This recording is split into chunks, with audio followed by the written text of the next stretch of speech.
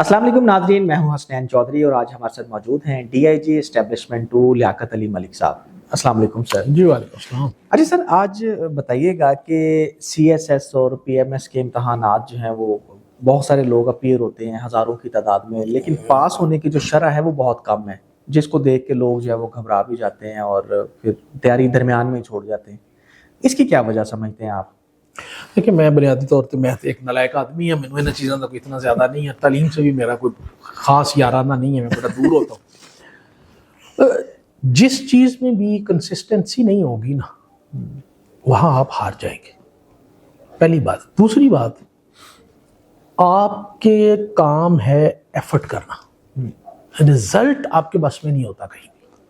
मैं सादा सी मिसाल के साथ, वो जबरो कदर और इस चक्कर में लोग पढ़ जाएंगे क्योंकि पढ़े लिखे लोग हैं, स्कॉलर्स हैं सारे। एक किसान है, उसका काम है कि वो ज़मीन को पहले उसकी अच्छे तरीके से हमवार करे, नरम करे, अच्छा बीज ले, वो बीज डाले उसमें, उसके बाद उसको टाइम पे पानी लगाए, उस फसल दी पूरी सेवा करे, खाद डाले, प्रॉपर उसको सारी सेवा करे। लेकिन उस तो बाद कि ज्वार दे एक टांडे दे उत्ते किन्ने सिट्टे लगणगे ਉਹਦੇ ਵੱਸ 'ਚ नहीं है। बिल्कुल ठीक। ਜਦੋਂ ਫਸਲ ਵੱਡੀ ਹੋ ਜਾਏਗੀ ਮੁੰਜੀ ਦੀ ਤੇ ਯਕਦਮ ਆਂਦੀ ਤੇ ਤੇਜ਼ ਬਾਰਿਸ਼ ਹੋਏਗੀ ਤੇ ਨਾਲ ਆਂਦੀ ਆਏਗੀ ਤੇ ਸਾਰੀ ਫਸਲ ਹੀ ਡੁੱਬ ਜਾਏਗੀ। ਜਾਂ ਕਣਕ ਜਦੋਂ ਬਿਲਕੁਲ ਪੱਕ ਜਾਏਗੀ ਤੇ ਯਕਦਮ ਆਂਦੀ ਆਏਗੀ ਤੇ ਤੇਜ਼ ਬਾਰਿਸ਼ ਆਏਗੀ ਤੇ ਕਈ ਦਫਾ ਐਸਾ ਹੋਇਆ ਕਿ ਉਹ ਕਣਕ ਜਿਹੜੀ ਹੈ ਉਹ ਬਿਲਕੁਲ ਜ਼ਮੀਨ ਦਾ ਲੈਵਲ ਹੋ ਗਈ ਤੇ ਉਹ ਫੇਰ ਉਹਦੇ ਚੋਂ ਸਿੱਟਾ ਨਿਕਲ ਆਇਆ। ਮਕਸਦ ਹੈ ਕਿ ਇਹ ਗ੍ਰੀਨ ਹੋ ਗਈ, ਫਿਰ ਤੇ ਜ਼ਾਇਆ ਹੋ ਗਈ ਸਾਰੀ। ਤੁਹਾਡੇ ਵੱਸ 'ਚ ਸਿਰਫ ਤੁਹਾਡੀ ਐਫਰਟ ਹੈ ਕਿ ਤੁਸੀਂ ਜ਼ਮੀਨ ਹੰਵਾਰ ਕਰਕੇ ਬੀਜ ਪਾ ਕੇ ਤੇ ਉਸ ਤੋਂ ਬਾਅਦ ਤੁਸੀਂ ਉਹਦੀ ਸੇਵਾ ਕਰਕੇ ਨਾ ਤੇ ਉਹਨੂੰ ਜਵਾਨ ਕਰ ਦਿੱਤਾ ਤੇ ਅੱਲਾ ਦੇ ਸਪੁਰਦ ਕਰ ਦਿੱਤਾ। ਵਫਵਿਜ਼ ਅਮਰੀ ਅਲੱਲਾ ਇਨ ਅੱਲਾ ਬਸੀਰੁ ਬਿਲ ਇਬਾਦ, ਅੱਲਾ ਦੇ ਸਪੁਰਦ ਕਰ ਦਿੱਤਾ ਤੇ ਅੱਲਾ ਨੇ ਕਿਹਾ ਮੌਲਾ ਜਿੰਨੀ ਮੇਰੀ ਬਸ ਸੀ ਨਾ ਉਨੀ ਮੈਂ ਐਫਰਟ ਕਰਕੇ ਇੱਥੋਂ ਤੱਕ ਇਹਨੂੰ ਲੈ ਆਇਆ। ਹੁਣ ਇਹਨੂੰ ਬਚਾਉਣਾ ਆਂਦੀ ਤੂਫਾਨ ਬਾਰਿਸ਼ कीड़ा बाकी चीज़ों तो मेरे जिन्ना बस था वो मैंने कर लिया, हुण अगे तू बचाना है। मसलन मिसाल दे नाल वही चीज़, वो अगर टाइमली उन्होंने पानी नहीं देंदा तो कहे पानी भी अल्लाह लाए तो ये नहीं होना, वो बीज ही नहीं पाता तो वो कहे हुण वैसे ही कणक उग पैती वो भी नहीं होनी। बिल्कुल। उस तो बाद ਜਿਹੜੀਆਂ ਅੱਜ ਦੇ ਦੌਰ 'ਚ ਮੌਜੂਦ ਪੈਸਟੀਸਾਈਡਸ ਨੇ ਉਹਨਾਂ ਦਾ ਸਪਰੇਅ ਨਹੀਂ ਕਰਦਾ ਟਾਈਮ ਨਾਲ ਤੇ ਕੀੜਾ ਲੱਗ ਜਾਂਦਾ ਤੇ ਇਹ ਵੀ ਅੱਲਾ ਨੇ ਨਹੀਂ ਰੋਕਣਾ। ਬਿਲਕੁਲ। ਹਾਂ, ਉਸ ਤੋਂ ਬਾਅਦ ਉਹ ਇਹ ਦੁਆ ਕਰ ਸਕਦਾ ਕਿ ਮੌਲਾ ਹੁਣ ਤੇਰੀ ਮਿਹਰਬਾਨੀ ਹੈ, ਆਂਦੀ ਨਾ ਚੱਲੇ ਤੇ ਫਲ ਚੰਗਾ ਲੱਗ ਜਾਏ ਤੇ ਉਹਨੂੰ ਰੇਟ ਚੰਗਾ ਲੱਗ ਜਾਏਗਾ। ਬਿਲਕੁਲ। ਇਹੋ ਹੀ ਗੱਲ ਤੁਹਾਡੀ ਪੇਪਰਾਂ ਦੀ ਹੈ ਕਿ ਤੁਹਾਡਾ ਕੰਮ ਹੈ ਕਿ ਤੁਸੀਂ ਨਹਾ ਧੋ ਕੇ ਤੇ ਕਿਤਾਬਾਂ ਸਿੱਧੀਆਂ ਕਰਕੇ ਤੇ ਪੜ੍ਹਨ ਬਹਿ ਜਾਓ। सिलेक्शन ऑफ सब्जेक्ट पूरी जो डिलीजेंस है उसके बाद करें, उसके बाद आप एफर्ट करने लग पड़े राइट डायरेक्शन में। डेली उस एफर्ट में आपको डीमोटिवेट करने वाले लोग आएंगे। कोई कहेगा लो जी गरीबा के पुत्र कितने होंगे ने, कोई कहेगा लो भाईजान उत्थे ते पैसे चल गए, कोई कहेगा ਇਹਦੇ ਵਾਸਤੇ ਤੈਨੂੰ ਫਲਾਣੀ ਅਕੈਡਮੀ 'ਚ ਜਾਣਾ ਪਏਗਾ, ਉਹ 10 ਲੱਖ ਰੁਪਈਆ ਲੈਂਦੇ ਨੇ ਪੂਰੇ ਕੋਰਸ ਦਾ ਤੇ ਤੇਰੇ ਕੋਲ ਤੇ 10 ਲੱਖ ਹੈ ਨਹੀਂ, ਤੂੰ ਨਹੀਂ ਹੋਣਾ, ਫਲਾਣੀ ਅਕੈਡਮੀ ਦੀ ਸੈਟਿੰਗ ਹੈ, ਬੰਦੇ ਹੀ ਉਹਨਾਂ ਦੇ ਹੁੰਦੇ ਨੇ। ਬਿਲਕੁਲ। ਕੋਈ ਕਹੇਗਾ ਸਿਰਫ ਲੰਮਸ ਦੇ ਬੰਦੇ ਹੁੰਦੇ ਨੇ ਤੇ ਤੂੰ ਤੇ ਪੜਿਆ ਜਨਾਬ ਗਵਰਨਮੈਂਟ ਡਿਗਰੀ ਕਾਲਜ ਫਲਾਣੀ ਮੈਂਗੜੀ ਦਾ ਤੇ ਤੈਨੂੰ ਕਿੱਥੇ ਰੱਖਣਾ। ਠੀਕ ਹੋ ਗਿਆ। ਇਹ ਸਾਰੇ ਡਿਪਰੈਸਰ ਪੂਰਾ ਫਿਰ ਤੁਹਾਡੇ ਸ਼ਰੀਕਾ ਉਹ ਰੋਜ਼ ਤੁਹਾਨੂੰ ਕੋਈ ਨਾ ਕੋਈ ਬਹਾਨੇ ਨਾਲ ਤੰਗ ਕਰੇਗਾ ਕਿ ਤੁਸੀਂ ਉਹਨਾਂ ਨਾਲ ਲੜਾਈ ਦੇ ਚੱਕਰ 'ਚ ਪੈ ਜਾਓ, ਪੜ੍ਹਾਈ ਰਹਿ ਜੇ ਪਿੱਛੇ ਤੇ ਮੱਝਾਂ ਚਾਰੋ ਉਹਨਾਂ ਦੇ ਨਾਲ ਮਿਲ ਕੇ। ਹੁਣ ਇਹ ਸਾਰੇ ਡਿਪਰੈਸਰਸ ਦਾ ਮੁਕਾਬਲਾ ਵੀ ਜਨਾਬ ਨੇ ਕਰਨਾ ਤੇ ਇਹ ਸਾਰੇ ਸਟੈਪ ਬਾਈ ਸਟੈਪ ਅਗਰ 100 ਸੀੜੀ ਹੈ ਨਾ ਤੇ 99 ਸੀੜੀਆਂ ਜਿਹੜੀਆਂ ਨੇ ਇਹ ਤੁਹਾਨੂੰ ਥੱਲੇ ਨੂੰ ਖਿੱਚਣ ਡਿੱਗਣ ਵਾਲੀਆਂ ਨੇ। ਜਿੰਨੀਆਂ ਸੀੜੀਆਂ ਜ਼ਿਆਦਾ ਤੈਅ ਕਰ, ਜਿਸ ਤਰ੍ਹਾਂ ਮੁਖਤਲਿਫ ਗੇਮਸ ਖੇਲਦੇ ਹੋ ਨਾ ਕੰਪਿਊਟਰ ਤੇ ਜਿੰਨੇ ਤੁਸੀਂ ਲੈਵਲ ਅਪ ਜਾਂਦੇ ਜਾਂਦੇ ਉਹਨਾਂ ਉਹਦਾ ਡਿਫਿਕਲਟੀ ਦਾ ਲੈਵਲ ਵੱਧਦਾ ਜਾਂਦਾ।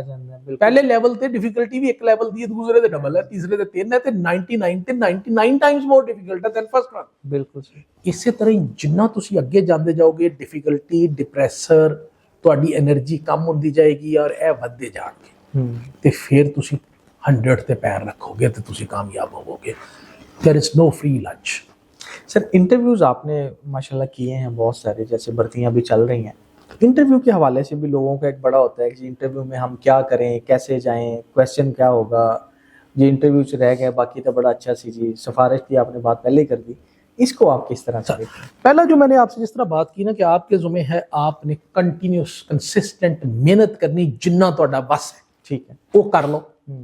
ਉਸ ਤੋਂ ਬਾਅਦ ਤੁਸੀਂ ਇੰਟਰਵਿਊ ਦੇ ਆ ਜਾਓ। ਇੰਟਰਵਿਊ ਤੇ ਮੈਂ ਤੁਹਾਨੂੰ ਇੱਕ ਬੜਾ ਝਟਕਾ ਜਿਹਾ ਫਾਰਮੂਲਾ ਦੱਸਿਆ ਸੀ। ਜਿਹੜੇ ਲੋਕ ਵੀ ਇੰਟਰਵਿਊ 'ਚ ਬੈਠੇ ਨੇ ਨਾ, ਕੋਈ ਬੰਦਾ ਇਤਨਾ ਕਰੂਅਲ ਨਹੀਂ ਹੈ ਕਿ ਟਾਪ ਵਾਲੇ ਕੋ ਨਿਕਾਲ ਦੇ ਤੇ ਬਿਲਕੁਲ ਲਾਸਟ ਵਾਲੇ ਨੂੰ ਜਿਹੜਾ ਕਿਸੇ ਖਾਤੇ 'ਚ ਮੈਰਿਟ ਤੇ ਨਹੀਂ ਆਉਂਦਾ ਉਹਨੂੰ ਚੁੱਕ ਕੇ ਤੇ 500 ਨੰਬਰ ਦੇ ਕੇ ਉੱਤੇ ਲੈ ਆਏ। ਯਾਰ ਲਿਮਿਟਡ ਸਕੋਪ ਹੈ ਨਾ ਇੰਟਰਵਿਊ ਦਾ, ਕਿੰਨਾ ਕੁ ਕਰ ਲੋਗੇ? 5 ਨਹੀਂ 10 ਕਰ ਲੋਗੇ, 10 ਨਹੀਂ 20 ਕਰ ਲੋਗੇ, ਇਸ ਤੋਂ ਉੱਤੇ ਕੀ ਕਰੋਗੇ? There is always a position at the top who stops you कि आप टॉप पे ना हो। ਉਹ ਤੁਸੀਂ ਤੇ ਆਪਣੀ ਐਫਰਟ ਕਰਕੇ ਆਓ ਤੇ ਤੁਹਾਨੂੰ ਕੋ ਥੱਲੇ ਸੁੱਟਦਿਆਂ ਵੀ ਕੀ ਕਰੇਗਾ? 100 ਤੁਸੀਂ ਟਾਪ ਤੇ 100 ਸਲੋਟਸ ਉੱਤੇ ਪਹੁੰਚੇ ਹੋਏ ਹੋ ਨਾ, ਤੇ ਤੁਹਾਨੂੰ ਕੋ ਸੁੱਟਦਿਆਂ ਕਿੰਨਾ ਕਰੇਗਾ? 2 ਥੱਲੇ ਕਰ ਲੇਗਾ, 3 ਕਰ ਲੇਗਾ, 4 ਕਰ ਲੇਗਾ, ਸਟਿਲ ਤੁਸੀਂ 90 ਲੋਕਾਂ ਨਾਲੋਂ ਚੰਗੇ ਹੋ। ਬਿਲਕੁਲ। ਤੇ ਜੇ ਜਨਾਬ ਹੋਣ ਸੀਟਾਂ ਹੋਣ 100, ਜਨਾਬ ਦਾ ਨੰਬਰ ਹੋਏ 1200, ਤੇ ਫਿਰ ਤੁਸੀਂ ਕਹੋ ਮੈਂ ਇੰਟਰਵਿਊ 'ਚ ਮੈਨੂੰ ਨੰਬਰ ਚੰਗੇ ਨਹੀਂ ਦਿੱਤੇ, ਤੇ ਇੰਟਰਵਿਊ ਵਾਲਾ ਤੈਨੂੰ 200 'ਚੋਂ 200 ਨੰਬਰ ਵੀ ਦੇ ਦੇਗਾ, ਤੇ ਭਾਈ ਫਿਰ भी तू 1200 का गैप नहीं फिल कर सकता। तो इंटरव्यू में कोई आपके साथ कोई अननेसेसरी जुल्म करने नहीं बैठा होता, अनटिल एंड अनलेस कि तुसी बिल्कुल ही जिस तरह मैं ਤੁਹਾਨੂੰ ਉਸ ਦਿਨ ਦੱਸੀ ਸੀ ਗੱਲ ਕਿ ਤੁਸੀਂ ਬਿਲकुल ही ਕਿਉਂ ਇੰਜ ਦੀ ਚਵਲ ਮਾਰ ਦਿਓ ਕਿ ਇਹ ਤਬਾਈ ਲਾ ਦੇ ਝੁਗਾ ਛਾੜ ਦੇਗਾ ਆके। बिल्कुल ठीक है ना, तो वो बिल्कुल ही ऐसी कोई चीज आ जाए तो अदरवाइज कोई बंदा भी मसलन जिस तरह हम देखते हैं कि कोई एक्सट्रीमिस्ट माइंडसेट का बंदा जो है तो हम उसको कोशिश करते हैं कि ये इसको वेपन दे देंगे तो ये अपने 100 बंदा मार देगा। बिल्कुल ठीक। तो आपने इंटरव्यू में भी जो आपके लिए चीजें मैटर करती हैं वो आपसे कोई बंदा ये एक्सपेक्ट नहीं करता कि आपने अगर जो है ना वो पढ़ा हुआ है, फर्ज किया केमिस्ट्री पढ़ी हुई है तो वो ਤੁਹਾਡੇ ਕੋਲੋਂ केमिस्ट्री ਦੀ ਬਜਾਏ ਜਿਹੜਾ ਨਾ ਸਾਰੇ ਉਰਦੂ ਅਦਬ ਦੇ ਉੱਤੇ ਗੁਫ਼ਤਗੂ ਕਰ ਲਿਆ ਤੁਹਾਡੇ ਨਾਲ। ਮੇਰਾ ਨਹੀਂ ਖਿਆਲ ਉਹ ਜਿਹੜਾ ਤੁਹਾਡਾ ਮੇਨ ਸਬਜੈਕਟ ਹੈ ਉਹਦੇ ਉੱਤੇ ਹੀ ਗੁਫ਼ਤਗੂ ਲੋਕ ਕਰਦੇ ਨੇ। वो एक आध जनरल सवाल सज्जे खब्बे 2-4 पूछ लेते हैं, और वो भी ऐसा होता है कि जिस लेवल पे ये डिपेंड करता है किस सीट के लिए आप जा रहे हैं। तो जिस लेवल की आप सीट जा रहे हैं उस लेवल का जो आपका विजन होना चाहिए उसके बाद हुण यार अगर तुसी कांस्टेबल वास्ते भर्ती होना है या ASI वास्ते भर्ती होना है तो ਤੁਹਾਡੇ ਕੋਲੋਂ ਐਟਮ ਬੰਬ ਨਹੀਂ ਬਣਵਾਉਣ ਲੱਗਾ ਤੇ ਨਾ ਤੁਹਾਡੇ ਕੋਲੋਂ ਉਹ ਪੁੱਛੇਗਾ ਕਿ ਜਨਾਬ ਉਹ ਜਿਹੜੀ ਹੈ ਨਾ US ਜਿਹੜਾ ਸਟੇਟ ਡਿਪਾਰਟਮੈਂਟ ਦੀ ਫਲਾਣੀ ਸਟੇਟਮੈਂਟ ਦਾ ਪਾਕਿਸਤਾਨ ਦੇ ਉੱਤੇ ਕੀ ਇੰਪੈਕਟ ਹੈ ਤੇ ਰੀਜਨ ਤੇ ਕੀ ਇੰਪੈਕਟ ਹੈ, ਉਹ ਨਹੀਂ ਪੁੱਛਣ ਲੱਗਾ ਤੁਹਾਡੇ ਕੋਲੋਂ। ਬਿਲਕੁਲ ਠੀਕ ਹੈ ਨਾ। ਜਾਂ ਤੁਹਾਡੇ ਕੋਲੋਂ ਇਹ ਪੁੱਛ ਲੈ ਕਿ ਜਨਾਬ ਉਹ ਜਿਹੜੀ ਟਰੰਪ ਨੇ ਹੁਣ ਕ੍ਰਿਪਟੋ ਜਿਹੜੀ ਆਪਣੀ ਕੋਈ ਕਰੰਸੀ ਲਾਂਚ ਕਰਨ ਲੱਗਾ ਉਹਦਾ ਪਾਕਿਸਤਾਨ ਤੇ ਕੀ ਇੰਪੈਕਟ ਹੋਣ ਲੱਗਾ, ਉਹ ਨਹੀਂ ਜੇ ਪੁੱਛਣ ਲੱਗਾ ਯਾਰ ਤੁਹਾਡੇ ਕੋਲੋਂ ਤੁਹਾਡੇ ਰੈਲੇਵੈਂਟ ਚੀਜ਼ਾਂ ਹੀ ਪੁੱਛੇਗਾ। ਤੁਹਾਡੇ ਕੋਲੋਂ गिलगित बल्तिस्तान ਦਾ ਜਿਹੜਾ ਪਾਵਰ पोटेंशियल है नहीं पूछने लगा मेरे ख्याल से। तो हम लोगों ने ये रिफ्यूज बेसिकली हमारी होती है कि यार लो जी मतलब साढ़े कामन जिस तरह फौज ਦੇ ਵਿੱਚ ਵੀ ਕਾਮਨ ਹੀ ਚੱਲਦਾ ਸੀ ਕਿ ਉਹਨਾਂ ਪੁੱਛਿਆ ਇੰਟਰਵਿਊ ਤੁਹਾਡਾ ਪਹਿਲੇ ਫੌਜ 'ਚ ਕੋਈ ਹੈ, मैं ਕਿਹਾ नहीं, तो उन्होंने फिर तेन वहां नहीं रखना। बिल्कुल ये बहुत ज्यादा ये बहुत कॉमन है, बहुत आम है। ठीक है। ऐसे तो नहीं पुलिस 'ਚ ਵੀ ਹੋਣਾ ਸੀ, ਉਹ ਪਿੱਛੇ ਕੀਤੇ ਨਾ 2-3 ਅਸੀਂ ਉਹ ਚੀਜ਼ਾਂ ਤੇ ਬਹੁਤ ਸਾਰੇ ਲੋਕ ਨੇ। ਬਲਕਿ ਇੱਕ ਤੁਸੀਂ ਦੇਖੀ ਹੋਣੀ ਵੀਡੀਓ ਬੜੀ ਮਸ਼ਹੂਰ ਕਿਸੇ ਜ਼ਿਲ੍ਹੇ ਦੀ ਜਿਹਦੇ 'ਚ ਇੱਕ ਬੱਚਾ ਜਿਹੜਾ ਨਾ ਉਹ ਦੌੜ 'ਚ ਸਭ ਤੋਂ ਅੱਗੇ ਜਾ ਰਿਹਾ ਤੇ ਉਹ ਕਲਾਬਾਜ਼ੀਆਂ ਲਾ ਰਿਹਾ। ਬਿਲਕੁਲ ਬਿਲਕੁਲ ਯਾਰ ਉਹ ਤਾਂ ਕੱਦ ਘਾਟੇ ਹੋਣ ਤੇ ਕੀ ਉਹਨੂੰ ਖਿੱਚ ਕੇ ਕੱਦ ਪਲਾਸਟਿਕ ਦਾ ਵੱਡਾ ਕਰ ਲਈਏ? ਬਿਲਕੁਲ ਕਿਸ ਕਿਉਂਕਿ ਇਹਨੇ ਕਲਾਬਾਜ਼ੀ ਆਖਰ ਤੇ ਚੰਗੀ ਲਾਈ ਹੈ। ਹਾਂਜੀ ਇਸ ਲਈ ਇਹਨੂੰ ਹੁਣ ਹਰ ਸੂਰਤ 'ਚ ਅਸੀਂ ਰੱਖਣਾ ਹੀ ਰੱਖਣਾ ਬਈ। ਬਾਕੀ ਵੀ ਤੇ 15 ਚੀਜ਼ਾਂ ਨੇ ਨਾ ਉਹ ਵੀ ਪੂਰੀਆਂ ਕਰਨੀਆਂ ਨੇ। ਬਿਲਕੁਲ ਦੁਕੁਸ਼ ਸਾਹਿਬ ਨੇ ਜਿਹੜਾ ਮੈਨੂੰ ਇੱਕ ਸਾਹਿਬ ਨੇ ਬੜੇ ਗੁੱਸੇ ਨਾਲ ਮੈਨੂੰ 3-4 ਮੈਸੇजेस ਕੀਤੇ ਨੇ ਕਿ ਮੈਂ ਵਾਪਡਾ ਦੇ ਵਿੱਚ ਭਰਤੀ ਵਾਸਤੇ ਗਿਆ ਸਾਂ ਤੇ ਮੇਰੇ ਨੰਬਰ ਵੀ 57 ਸਨ, ਮੈਂ ਫਲਾਣਾ ਵੀ ਕੀਤਾ ਉਹਨਾਂ ਤੇ ਮੈਨੂੰ ਉਹਨਾਂ ਰੱਖਿਆ ਨਹੀਂ। ਮੈਂ ਕਿਹਾ ਯਾਰ ਜੇ ਮੈਂ ਚੇਅਰਮੈਨ ਵਾਪਡਾ ਹੁੰਦਾ ਤੇ ਭਾਈ ਤੈਨੂੰ ਬੁਲਾ ਕੇ ਤੈਨੂੰ ਦੱਸਦਾ ਕਿ ਭਾਈ ਅਸੀਂ 90 ਨੰਬਰ ਤੇ ਸਾਡਾ ਮੈਰਿਟ ਕਲੋਜ਼ ਹੋ ਗਿਆ ਸੀ ਤੇ ਜਨਾਬ ਦੇ 57 ਸਨ, ਜਨਾਬ ਨੂੰ ਅਸੀਂ ਨਹੀਂ ਰੱਖ ਸਕਦੇ, ਜਨਾਬ ਦੇ ਵੱਡੀ ਸੀਟ ਵਾਸਤੇ ਅਪਲਾਈ ਕਰ। ਬਿਲਕੁਲ ਫਿਰ ਲੋਕਾਂ ਦੀ ਅਗਲੀ ਬੜੀ ਖੂਬਸੂਰਤ ਗੁਫ਼ਤਗੂ ਹੈ। ਲਓ ਜੀ PSP ਤੇ ਤੁਸੀਂ ਮੈਂ 4-4 ਫੁੱਟ ਤੇ ਦੇਖੇ ਨੇ, ਉਹ ਭਾਈ ਤੂੰ ਕਾਨੂੰਨ ਅਮੈਂਡ ਕਰ ਦੇ, PSP ਵੀ ਤੂੰ 6 ਫੁੱਟ ਤੇ ਲੈਣਾ ਸ਼ੁਰੂ ਕਰ ਦਿਓ ਤੇ ਆਇੰਦਾ PPSC ਵਾਲੇ 6 ਫੁੱਟ ਵਾਲੇ ਲੈਣ, FPSC ਵਾਲੇ 6 ਫੁੱਟ ਵਾਲੇ ਲੈਣਗੇ। ਬਿਲਕੁਲ ਐਸੇ ਉਹ ਜਿਹੜੀ ਜਿਸ ਲੈਵਲ ਦੀ ਪ੍ਰੋਵੀਜ਼ਨ ਹੈ ਉਸੇ ਹੀ ਤੁਸੀਂ ਸਾਂਚੇ ਦੇ ਵਿੱਚ ਲੋਕਾਂ ਨੂੰ ਫਿੱਟ ਕਰਨਾ ਨਾ। ਤੇ ਪਹਿਲੇ ਇੱਕ ਬੜੀ ਅੱਛੀ ਲੋਕ ਸੇ ਬਜ਼ੁਰਗ ਕਹਿੰਦੇ ਨੇ ਫਰਸਟ ਡਿਜ਼ਰਵ ਦੈਨ ਡਿਜ਼ਾਇਰ। ਬਿਲਕੁਲ ਪਹਿਲੇ ਆਪ ਤੁਸੀਂ ਜਾ ਕੇ ਸਿੱਧਾ ਚਤੀਰ ਨੂੰ ਜੱਫਾ ਮਾਰ ਦਿੰਦੇ ਹੋ, ਆਪਣੀ ਕੁਆਲੀਫਿਕੇਸ਼ਨ ਤੇ ਦੇਖ ਲੈ। ਬਿਲਕੁਲ ਤੇਰੀ ਕੁਆਲੀਫਿਕੇਸ਼ਨ ਮੈਟ੍ਰਿਕ ਹੈ ਤੇ ਕੰਪੇਅਰ ਤੂੰ ਫੌਰਨ ਕਰਨ ਡਿਆ ਕਿ ਲੈ CSS 'ਚ ਤੇ ਇੰਜ ਹੁੰਦਾ ਭਾਈ ਤੂੰ CSS 'ਚ ਪੀਅਰ ਹੋ ਪਾਸ ਹੋ ਗਿਆ, ਆ ਜਾ ਤੂੰ ਪੁਲਿਸ 'ਚ ਆ ਜਾ, ਤੂੰ DMG 'ਚ ਟੁਰ ਜਾ, ਤੂੰ ਗ੍ਰੇਡ 22 'ਚ ਟੁਰ ਜਾ, ਸੈਕਟਰੀ ਟੂ CM ਲੱਗ ਜਾ, secretary to PM, who stops you. ਬਿਲਕੁਲ ਤੇ ਖਾਲੀ ਸੋਸ਼ਲ ਮੀਡੀਆ ਤੇ ਬਹਿ ਕੇ ਸਿਰਫ ਅੱਬੇ ਨਾਲ ਝੂਠ ਬੋਲ ਕੇ ਤੇ ਸੋਸ਼ਲ ਮੀਡੀਆ ਤੇ ਜੰਗ ਕਰੀ ਜਾਣੀ। खुद करना कुछ नहीं और ਕੱਖ ਨਹੀਂ ਕਰਨਾ, ਕੰਮ ਜਵਾਨ ਦੀ ਬਹੁਤ ਹੈ। ਕਦ ਸਾਡਾ ਪੂਰਾ ਨਹੀਂ, ਛਾਤੀ ਸਾਡੀ ਪੂਰੀ ਨਹੀਂ, ਪੇਪਰ 'ਚ ਅਸੀਂ 40 ਨੰਬਰ ਲਏ ਨੇ ਤੇ ਉਸ ਤੋਂ ਬਾਅਦ ਅਸੀਂ ਕਹਿੰਦੇ ਆ ਕਿ ਫਲਾਣੇ ਨੇ ਮੈਨੂੰ ਇੰਟਰਵਿਊ 'ਚ ਨਹੀਂ ਸੀ ਰੱਖਿਆ, ਉਹਨੂੰ ਗਾਲਾਂ ਕੱਢਨੇ ਆ ਅਸੀਂ ਬੈਠ ਕੇ। ਇਹ ਕਹਿੰਦੇ ਨਹੀਂ ਕਿ ਯਾਰ ਮੈਨੂੰ ਵੀ ਸ਼ਰਮ ਆਣੀ ਚਾਹੀਦੀ, ਮੇਰੇ ਅੱਬੇ ਨੇ ਮਜ਼ਦੂਰੀ ਕਰਕੇ ਇੱਟਾਂ ਢੋ ਕੇ बिल्कुल ਤੇ ਪੈਸੇ ਦੇ ਕੇ ਤੇ ਮੈਨੂੰ ਪੜਾਇਆ, ਤੇ ਮੈਨੂੰ ਹੀ ਆਣੀ ਚਾਹੀਦੀ। ਮੇਰੇ ਜੇ ਫਲਾਣੇ ਦੇ 90 ਆ ਸਕਦੇ ਤੇ ਮੇਰੇ 92 ਕਿਉਂ ਨਹੀਂ ਆ ਸਕਦੇ? बिल्कुल ਉਸ ਅੱਬੇ ਦੀ ਮਿਹਰਬਾਨੀ ਜਿਹੜਾ ਚਿੱਤਰ ਨਹੀਂ ਮਾਰਦਾ ਉਹਦੇ ਬਾਵਜੂਦ ਮੈਨੂੰ ਕਿ ਮੈਂ ਫੇਲ ਹੋ ਕੇ ਵਾਪਸ ਆ ਜਾਵਾਂ ਤੇ ਮੈਨੂੰ ਚਿੱਤਰ ਵੀ ਨਹੀਂ ਮਾਰਨ ਡਿਆ ਕਿ लानतिया मेरे पैसे जड़े ना तू हराम करने दे। तो हमारी बदकिस्मती ये है कि हम मेहनत के ऊपर कंसंट्रेट करने की बजाय क्रिबिंग के ऊपर, शॉर्टकट के ऊपर कंसंट्रेट करते हैं। अच्छा सर, इसके लिए टिप्स आप क्या समझते हैं? मतलब पढ़ने के लिए या मतलब कामयाबी के लिए क्या होना चाहिए? एक नौजवान जैसे यंगस्टर्स को क्या करना चाहिए जो अभी मैट्रिक कर रहे हैं या एफए कर रहे हैं, तो उनको क्या देख के चीजें आगे बढ़ना चाहिए? सबसे पहले उनको ये करना चाहिए कि वो जो टच स्क्रीन वाला मोबाइल है ना, इहदे तो जान छड़ा, अपना स्क्रीन टाइम घट कर। ठीक, वो जो घट करनगे ना तो उन्होंने दिमाग जो हर वेले घूमता रहता, घूमना खत्म हो जाएगा। जोड़ा उस स्क्रीन टाइम रोज़ उन्होंने रातों रात अरबपति बनने के फार्मूले साडे मोटिवेशनल स्पीकर जो खुद जिंदगी च फेल होए हर मैदान च, तो उन्होंने कामयाबी के तरीके सिखा रहे हैं ना, ठीक है, वो उन्होंने तो उन्होंने जान छुट जाएगी। पहला काम तो यह करन कि शॉर्टकट च कोई ना अमीर होंदा जे ते ना नौकरी लभदी जी, ये लिख लवो। बिल्कुल, यह सारा फ्रॉड जे पैसे कमाने का बस, कि आए आपको रातों रात अरबपति बना दे, आए आपको ये कोर्स करा दें, उससे आपको इतने पैसे में तो लभन ना लभन बात वो रुपया कोई कर रहा होता है, क्वालिफिकेशन उसकी कुछ है और वो अपना रुपया 4-5 करोड़ कमा के परा हो जाएगा, तो बेड़ा रोड़ जाएगा। तो मेहरबानी करो, ये जो फ्रॉड है ना, ये तो बचो। सब तो इंपॉर्टेंट चीज़ है, हर बंदे नूं अपना पता होंदा मैं कित्थे खलोता। कुछ लोग ऐसे होंदे ने 2 घंटे मेहनत करते हैं तो 10 घंटे का पढ़ लेंदे ने, कुछ 10 घंटे पढ़ते हैं तो 2 घंटे का याद होंदा है। अल्लाह का सिस्टम ऐसा है कि जिन्हों 2 घंटे पढ़न दी उन्हें दित्ती, उन्होंने 2 घंटे च 10 घंटे का याद करना है। वो 2 घंटे तो ज्यादा तीसरा घंटा पढ़ ही नहीं सकता, उन्हें 2 ही पढ़ना है। बिल्कुल, तो जिन्होंने 10 च याद होना है ना 2 घंटे का, अल्लाह ने उन्होंने हिम्मत इन्नी दित्ती कि उन्हें 10 पढ़ना बैठ के। तुसीं अपने आप को एक्सप्लोर करके किताबां लैके सब तो पहले निकनीयती नाल मेहनत करन दा सोचो। सब तो पहला स्टैप जो मैट्रिक कर रहे उहदे वास्ते मैट्रिक चो अच्छे नंबर लेना है, ते अच्छे नंबर लैण दे नाल नाल सज्जे खब्बे दे उहनूं हालात वाकियात दा पता होना चाहिए कि उहदे इर्द गिर्द की हो रहा है, पाकिस्तान च की हो रहा है, पाकिस्तान दे हमसाया मुल्कां च की हो रहा है। वो आहिस्ता आहिस्ता उहदा जिहड़ा ना एक विजन ब्रॉडन होंदा जाएगा। उहदा जनरल नॉलेज कदे overwrite who is who and what is what पढ़ के नहीं होंदा। जनरल नॉलेज जो होंदा है, जब जुबैर हयात अगे मैं कोट करांगा, वो कहंदे सन कि नॉलेज वो चीज़ है जिहड़ी अज तो 20 साल बाद तुहानूं याद होए। नॉलेज वो नहीं है कि तुसीं अज किताब रटी ते तुहानूं याद है ते कल भुल गया, that is not a knowledge. बिल्कुल ठीक है। तो पॉइंट है कि तुहानूं तुसीं अज तो ही पढ़ना शुरू करो, अज तो ही अपनी नॉलेज बेस बढ़ाना शुरू करो, अपना मुताला इनक्रीज करो, ऑब्जरवेशन उहदे नाल बेहतर होनी शुरू हो जाएगी तुहाडी। और जदों तुसीं पढ़ना शुरू करोगे तो फिर तुहानूं शऊर आएगा ना, तो फिर तुसीं ये कोशिश करोगे, सोचना शुरू करोगे कि यार अगर 24 घंटे किसी तरह 36 घंटे बन सकते हैं तो मैं 36 घंटे बनावा, क्योंकि मैं तो मेरे को तो मेरा सिलेबस ही कवर नहीं हो रहा। तो then you will have your targets कि यार मैं मैट्रिक चो इन्ने नंबर लैने ने, उस तो बाद मैं एफए एफएससी करना है, उहदे च मैं करना है। फिर तुसीं सोचना शुरू करोगे कि मैं अगे प्रैक्टिकल लाइफ च की करना है। तो जे तुसीं अज कटी पतंग तरह कदे तुसीं शरकन जा रहे हो, कदे गरबन जा रहे हो, कदे शमालन जा रहे हो, कदे जनूबन जा रहे हो, तो फिर तुसीं किसी जगह भी नहीं पहुँचोगे।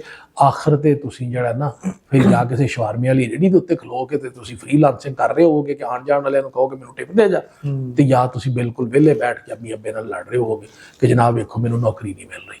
Until and unless you start studying now। Okay sir, एक चीज़ और भी बड़ी ज़बरदस्त है कि कुछ लोगों का ये भी होता है जी हमें कोई गाइडलाइन नहीं मिली, हमें कुछ इस तरह से नहीं हुआ, हमें कोई बता देता हमारा कुछ इस तरह से नहीं था।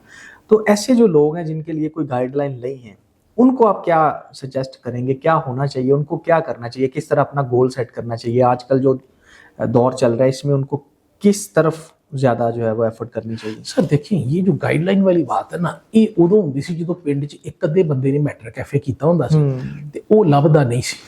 बिल्कुल ऐसा। या जो अटैसटेशन कराने वास्ते असीं तस्वीरां देण जाने हाँ तो कोई बैंक च किसी दे घर च बंदा लगा हुंदा सी या कोई स्कूल टीचर हुंदा सी तो हफ्ता हफ्ता तस्वीरां टेस्ट करके नहीं सी दिंदा, क्योंकि होर पढ़िया बंदा कोई सी हुंदा इलाके च। बिल्कुल ठीक। ये उदों मसाइल सन। हुण ते तुहाडे कोल हर चीज़ ते इंटरनेट ते मौजूद है। AI ਤੁਹਾਨੂੰ ਹਰ ਚੀਜ਼ ਦਾ ਜਵਾਬ ਦੇ ਦਿੰਦੀ ਹੈ। ਹੁਣ ਤੇ ਮਨ ਹਰਾਮੀ ਤੇ ਹੁਜਦਾਂ ਦਾ ਢੇਰ ਹੈ ਸਿਰਫ ਕਿ ਮੈਨੂੰ ਗਾਈਡ ਕਰਨ ਵਾਲਾ ਕੋਈ ਨਹੀਂ। ਹੁਣ ਤੇ ਤੁਹਾਡੇ ਕੋਲ ਗਾਈਡੈਂਸ ਤੁਹਾਡੀ palm of the hand ਤੇ ਮੌਜੂਦ ਹੈ ਹਰ ਚੀਜ਼ ਦੇ ਬਾਰੇ ਚ ਕਿ ਤੁਸੀਂ ਕੀ ਕਰਨਾ ਹੈ and what all you can do. ਕਿ ਮੈਟ੍ਰਿਕ ਤੁਸੀਂ ਇਸ ਸਬਜੈਕਟਸ ਨਾਲ ਕਰਕੇ ਤੇ ਅੱਗੇ ਤੁਸੀਂ ਕੀ ਆਪਸ਼ਨਸ ਅਵੇਲੇਬਲ। ਯੂਨੀਵਰਸਿਟੀਆਂ ਬਹੁਤ ਤਰਲੇ ਪਾਉਂਦੀਆਂ ਨੇ, ਉਹ ਦੱਸਦੀਆਂ ਨੇ ਕਿ ਜਨਾਬ ਇਸ ਤੋਂ ਅੱਗੇ ਤੁਸੀਂ ਇਹ ਸਬਜੈਕਟ ਵਿੱਚ ਜਿਹੜਾ ਨਾ BS ਕਰ ਸਕਦੇ ਹੋ, ਇਹਦਾ ਅੱਗੇ ਫਿਊਚਰ ਹੈ। ਉਹ ਨਾ ਵੀ ਲੱਭੇ ਤੇ ਨੈਟ ਤੇ ਸਰਚ ਕਰੋ, ਦੱਸ ਦਿੰਦਾ ਕਿ ਜਨਾਬ ਤੁਸੀਂ ਅਗਰ FSC ਕਰੋਗੇ ਤੇ ਅੱਗੇ ਤੁਹਾਡੇ ਕਿਹੜੇ ਆਪਸ਼ਨਸ ਤੁਹਾਡੇ ਕੋਲ ਓਪਨ ਨੇ। ਤੇ ਜੇ ਹੁਣ ਤੁਸੀਂ ਗਾਈਡੈਂਸ ਇਹ ਲਵੋ ਕਿ FSC 'ਚ ਤੁਹਾਡੇ ਨੰਬਰ ਹੋਣ 550 ਤੇ ਤੁਸੀਂ ਕਹੋ ਕਿ ਮੇਰੇ ਕੋਲ ਗਾਈਡੈਂਸ ਕੋਈ ਨਹੀਂ, ਤੇ ਫਿਰ ਛਿੱਤਰਾਂ ਵਾਲੀ ਗਾਈਡੈਂਸ ਹੀ ਬਣਦੀ ਹੈ, ਹੋਰ ਤੇ ਕੋਈ ਨਹੀਂ ਬਣਦੀ। ਬਿਲਕੁਲ ਸਮਝ ਗਿਆ ਨਾ। ਬਿਲਕੁਲ ਠੀਕ ਹੈ। ਮੈਂ ਕਹਿੰਦਾ ਕਿ ਸਾਰੀਆਂ ਗਾਈਡੈਂਸਾਂ ਇੱਕ ਮਿੰਟ ਵਾਸਤੇ ਸਾਈਡ ਤੇ ਕਰ ਦਿਓ ਨਾ। ਇੱਕ ਗਰੀਬ ਆਦਮੀ ਜਾਂ ਅਮੀਰ ਆਦਮੀ ਉਹ ਬਾਪ ਤੇ ਆਪਣੇ ਬੱਚੇ ਨੂੰ ਕਿਤਾਬਾਂ ਤੇ ਫੈਸਿਲਿਟੀ ਦੇ ਸਕਦਾ ਨਾ ਪੜ੍ਹੇ ਜੀ। ਤੇ ਅਗਰ ਇੱਕ ਬੰਦਾ ਜਿਹੜਾ ਹੈ ਉਹਦਾ ਬੱਚਾ ਲੈਂਦਾ 1092 ਨੰਬਰ ਤੇ ਦੂਜਾ ਲੈਂਦਾ 550 ਤੇ ਕੀ ਕਰਾਂ ਜੀ, ਵਾਤ ਮੈਂ ਬੜਾ ਗਰੀਬ ਆ ਤੇ ਫਿਰ ਛੱਤਰ ਹੀ ਲਾਉਣਾ ਬਣਦਾ ਨਾ। ਉਹ ਤੇ ਗਰੀਬ ਤੇਰਾ ਗਰੀਬ ਪਿਓ ਜਿਹੜਾ ਹੈ, ਗਰੀਬ ਤੇ ਤੇਰਾ ਪਿਓ ਹੈ, ਤੂੰ ਤੇ ਨਹੀਂ। ਤੈਨੂੰ ਸ਼ਹਜ਼ਾਦੇ ਤਰ੍ਹਾਂ ਰੱਖਿਆ ਲਾਂਤੀ ਹੈ। ਬਿਲਕੁਲ ਉਹ ਤੈਨੂੰ ਫੀਸ ਵੀ ਦਿੱਤੀ, ਤੈਨੂੰ ਕੱਪੜੇ ਵੀ ਦਿੱਤੇ, ਤੈਨੂੰ ਪੜ੍ਹਨ ਵਾਸਤੇ ਉਹਨੇ ਬਿਜਲੀ ਪਾਣੀ ਪੰਖਾ ਸਾਰਾ ਕੁਝ ਲਾ ਕੇ ਵੀ ਦਿੱਤਾ, ਤੇਰੀ ਰੋਟੀ ਦਾ ਵੀ ਖਿਆਲ ਰੱਖਦਾ, ਤੇਰਾ ਸਾਰੀਆਂ ਸਾਇਸ਼ਾਂ ਦਾ ਖਿਆਲ, ਤੈਨੂੰ ਮੋਟਰਸਾਈਕਲ ਵੀ ਸਕੂਲ ਆਉਣ ਜਾਣ ਵਾਸਤੇ, ਕਾਲਜ ਜਾਣ वास्ते। ਹੋਰ ਤੇਰਾ ਅੱਬਾ ਤੇਰੇ ਵਾਸਤੇ ਕੀ ਕਰੇ, ਤੈਨੂੰ ਫਰਾਰੀ ਲੈ दे। सर मिसालें हैं ना हमारे पास, जैसे कांस्टेबल एक हमारा था जिसमें बच्चे सारे MBBS हाँ ਤੇ ਨੰਬਰ ਤੇ ਗੁਣ ਤੂੰ ਲੈਣੇ ਨੇ ਨਾ ਉਹਦੇ ਚ। ਇਹ ਰਿਫਿਊਜ ਨਹੀਂ ਹੈ ਕਿ ਉਹ ਅਮੀਰ ਆਦਮੀ ਦਾ ਮੁੰਡਾ ਤੇ ਉਹ 1192 ਨੰਬਰ ਲੈ ਗਿਆ ਤੇ ਕਿਉਂਕਿ ਵੱਤ ਮੈਂ ਗਰੀਬ ਦਾ ਮੁੰਡਾ ਤੇ ਮੇਰੇ ਨੰਬਰ 560 ਆਏ ਨੇ, ਤੈਨੂੰ 76 ਚਾਹੀਦੇ ਨੇ, ਤੇਰੇ ਨੰਬਰ ਤੇ 1093 ਹੋਣੇ ਚਾਹੀਦੇ ਸਨ। ਬਿਲਕੁਲ। ਕਿਉਂਕਿ ਤੈਨੂੰ ਬਹੁਤੀ ਤਕਲੀਫ ਹੋਣੀ ਚਾਹੀਦੀ ਸੀ ਕਿ ਮੇਰੇ ਅੱਬੇ ਨੇ ਜ਼ਿਆਦਾ ਮਿਹਨਤ ਕੀਤੀ ਮੇਰੇ ਵਾਸਤੇ। ਮੇਰੇ ਅੱਬੇ ਵਾਸਤੇ ਆਸਾਨ ਸੀ ਕਿ ਮੈਨੂੰ ਨਾਲ ਮਜ਼ਦੂਰੀ ਤੇ ਲਾ ਲੈਂਦਾ ਤੇ ਆਪੇ ਸੁੱਖ ਹੋ ਜਾਂਦਾ, ਲੇਕਿਨ ਉਹਨੇ ਆਪਣਾ ਦੁੱਖ ਵਧਾ ਲਿਆ, ਮੈਨੂੰ ਪੜਾਇਆ ਤੇ ਮੈਨੂੰ ਤੇ ਬਹੁਤੇ ਨੰਬਰ ਲੈਣੇ ਚਾਹੀਦੇ ਸਨ। ਹੁਣ ਸਾਡਾ ਪ੍ਰੋਬਲਮ ਮਨ ਹਰਾਮੀ ਤੇ ਹੁਜਤਾਂ ਦਾ ਢੇਰ ਹੈ। ਬਾਕੀ ਸਾਨੂੰ ਸਾਰਾ ਪਤਾ ਹੈ, ਹਰ ਬੰਦੇ ਨੂੰ ਪਤਾ ਹੈ ਕਿ PMS ਦਾ ਐਡ ਕਿੰਜ ਜਾਂਦਾ ਹੈ, ਉਹ ਕਿਸ ਤਰ੍ਹਾਂ ਵੈਬਸਾਈਟ ਤੇ ਅਵੇਲੇਬਲ ਹੁੰਦਾ ਹੈ, ਉਹਦੇ ਚ ਆ ਰਿਹਾ ਹੈ ਕਿ ਐਕਸਪੈਕਟਡ ਹੈ, ਵੈਕੈਂਸੀਆਂ ਆ ਰਹੀਆਂ ਨੇ। ਪਹਿਲੇ ਤੇ ਪਤਾ ਹੀ ਨਹੀਂ ਸੀ ਲੱਗਦਾ, ਅਖਬਾਰ 'ਚ ਇਸ਼ਤਿਹਾਰ ਆਉਂਦਾ ਸੀ, ਕਿਸੇ ਨੇ ਪੜ੍ਹ ਲਿਆ, ਕਿਸੇ ਨੇ ਨਹੀਂ ਪੜ੍ਹਿਆ। ਬਿਲਕੁਲ ਐਸੇ। ਤੇ ਹੁਣ ਤੇ ਤੁਸੀਂ ਉਹ ਪੇਜ ਲਾਈਕ ਕੀਤਾ ਹੋਇਆ, ਉਹਨੂੰ ਫਾਲੋ ਕੀਤਾ ਹੋਇਆ, ਡੇਲੀ ਅਪਡੇਟ ਆ ਰਹੀ ਹੁੰਦੀ। ਉਹ ਜਿਹੜੀਆਂ 6 ਮਹੀਨੇ ਬਾਅਦ ਵੈਕੈਂਸੀ ਉਹ ਵੀ ਅੱਜ ਦੱਸ ਦਿੰਦੇ ਨੇ ਕਿ ਲਾਈਕਲੀ ਆ ਰਹੀਆਂ ਨੇ। ਬਿਲਕੁਲ। ਤੁਸੀਂ ਹੁਣ ਤੋਂ ਤਿਆਰੀ ਸ਼ੁਰੂ ਕਰ ਦਿਓ। ਤੇ ਹੁਣ ਕਿਹੜੀ ਗਾਈਡੈਂਸ ਚਾਹੀਦੀ?